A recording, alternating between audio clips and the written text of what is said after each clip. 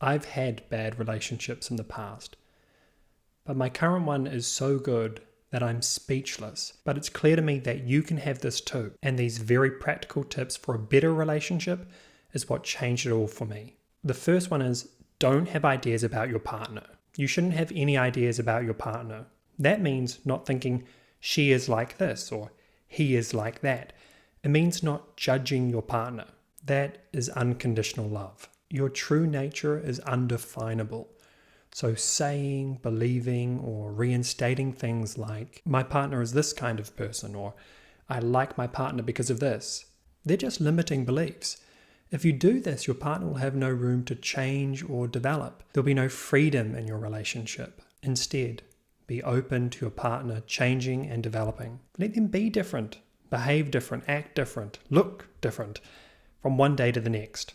Discover them and accept them completely. The second is don't let your ego get in the way of your relationship. For example, sometimes men who struggle with sex in their relationship say, why does my partner not want to have sex with me? But what they don't realize is that this is the ego getting in the way. Most likely, your partner would want to have sex with you if it was as good for them as it was for you. But you're not even close to seeing the situation clearly because your ego is getting in the way. Just as it's beneficial not to have ideas about your partner, not having ideas about yourself is equally important for a healthy relationship. Your ego is every idea you have about yourself. Ideas about yourself are often unnecessary and often get in the way. Your goal is to make your partner happy, to have a healthy relationship together. Less ego equals more awareness. Awareness equals happy people. The third idea is that traditional gender roles aren't serving anyone. Making sure both parties are equally skillful gives you the best shot at being in a fair, equal relationship. Obviously, I want to be in an equal relationship. I think my partner and I don't conform to many norms, gender just being another one of them. Cooking and cleaning is equal, finances are equal, sex is equal, and the important thing is that we accept the responsibility of equality. For example, I wasn't always that good at cooking or as aware of cleaning as I am now, and I had to take the responsibility for learning these skills, because that is not my partner's responsibility. The responsibility of becoming a fully realized person is on both of us. If you think about this, it's incredibly practical, because last week I got my wisdom teeth out and she could take care of it all. And 2 months ago she got her wisdom teeth taken out and I could take care of her. It makes the relationship not only equal, but easy. The fourth is not compromising. I do not believe we should be compromising in relationships. If you're compromising, that means either one of you or both of you is not being completely fulfilled or realized. Why would you want to be in a relationship like that? Isn't it obvious? This is just a risky way to spend your life. I feel like there's this false concept that exists, thinking that for two people to be successful in a relationship, they will have to compromise. But compromising makes no sense because someone's always missing out. In fact, you both are. So how can you claim to be in love and then both mutually come together and behave unloving towards each other, deciding again and again, let's not do what's best for us as individuals. Whether it's what linen goes on your bed, what house you live in, what food you eat, what you do with your time, and what you name your children, get on the same team here or break up.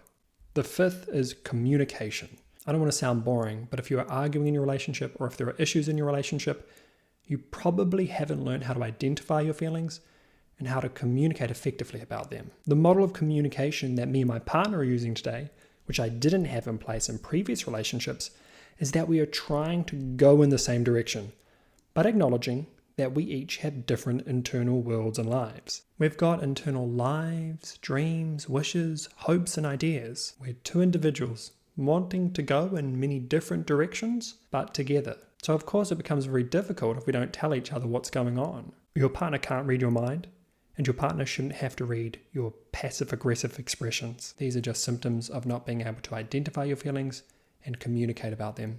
Learn how to meditate. The sixth is wanting the best for each other. On a spiritual level, I can't label me and my partner's relationship or give you any reason as to why we're together. But on a conceptual level and a much more practical level to help navigate our relationship, our combined well-being is what is our highest value. There's nothing I want in life but for her to be happy. My highest value is her happiness, and she feels the same, but for me.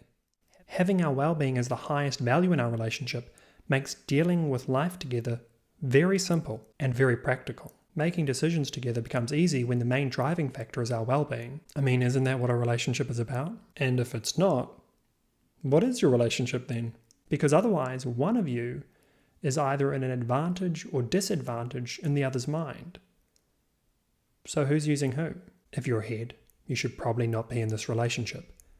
And if you're behind, well, you should probably not be in this relationship. And the seventh is remember that you don't need a partner. Please don't waste your life destroying someone else's because you don't want to be alone, and then torture and abuse a child to fulfill the gap.